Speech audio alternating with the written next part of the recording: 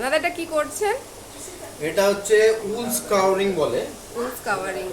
উল স্কাউরিং মানে হচ্ছে উলটাকে আমরা যখন ভেড়া বা র্যাবিটের গা থেকে কেটে নিয়ে আসি স্ট্রিমিং করে, তারপরে সেইটাকে ছাড়াতে হয় বাই হ্যান্ড। ছাড়িয়ে নিয়ে তারপরে ওটাকে আলাদা আলাদা কোনোটা জমাট বেঁধে থাকে, তো তারপর ওটাকে পরিষ্কার করতে হবে। পরিষ্কার করাটাকে বলে উল স্কাউরিং। আচ্ছা, এখানে কত গ্রাম এই এবার উল মেটেরিয়ালটা স্কাউরিং নিয়েছেন? এর কিছু রেসিপি আছে, যেরকম রান্নার রেসিপি থাকে সেরকম এটাকে ধোয়ার রেসিপি আছে।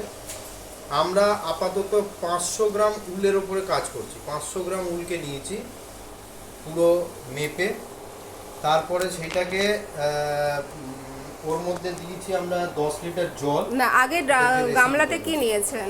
গামলাতে জল নিয়েছি। ক লিটার জল নিয়েছেন? 10 লিটার জল নিয়েছি, সেটাকে 65 টু 75 সেন্টিগ্রেডে আমরা ফুড টেম্পারেচারটাকে এক জায়গায় নিয়েছি। ওইটা করে তারপরে ওটাকে প্রথমে দিয়েছি 25 গ্রাম সোডিয়াম কার্বনেট। ওকে। 25 গ্রাম সোডিয়াম, একদম এক্স্যাক্ট 25 গ্রাম সোডিয়াম কার্বনেট নিয়েছি। তারপরে ওইটাকে এর মধ্যে মেশানো হয়েছে, ওর সঙ্গে মেশানো হয়েছে 20 গ্রাম ডিটারজেন্ট। ওকে। এক্স্যাক্ট 20 গ্রাম ডিটারজেন্ট। ভালো করে এটাকে নাড়িয়ে নেওয়া হয়েছে প্রথমে জলটাকে, গরম জলটাকে, তারপরে আস্তে আস্তে দিয়ে ওটাকে ভালো করে স্টারিং করা হয়েছে।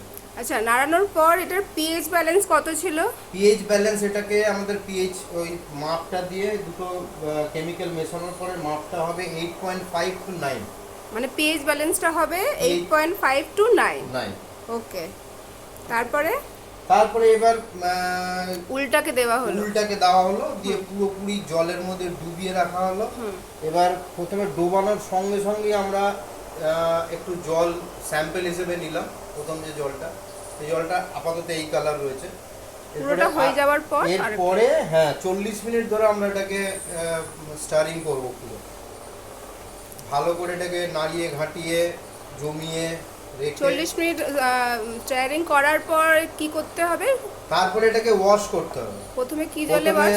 গরম জলে ওয়াশ করতে হবে, তারপরে আবার ঠান্ডা জলে ওয়াশ করতে হবে, তারপর ওটাকে স্পঞ্জ করতে হবে।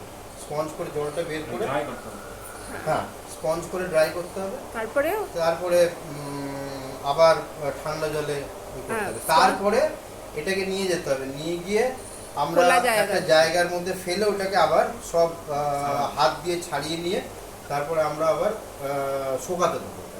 Okay sir. এটা তারপরে একদিন মোটামুটি একটা জিনিস বাদ গেছে, সেটা হচ্ছে জলটা যখন আমরা কেমিক্যাল আর এটা মেশাচ্ছি ডিটারজেন্ট, তখন কিন্তু জলটাকে ক্লকওয়াইজ এবং অ্যান্টি ক্লকওয়াইজ স্টারিং। আচ্ছা, ক্লকওয়াইজ অ্যান্টি ক্লকওয়াইজ একটু দেখাও তো দাদা।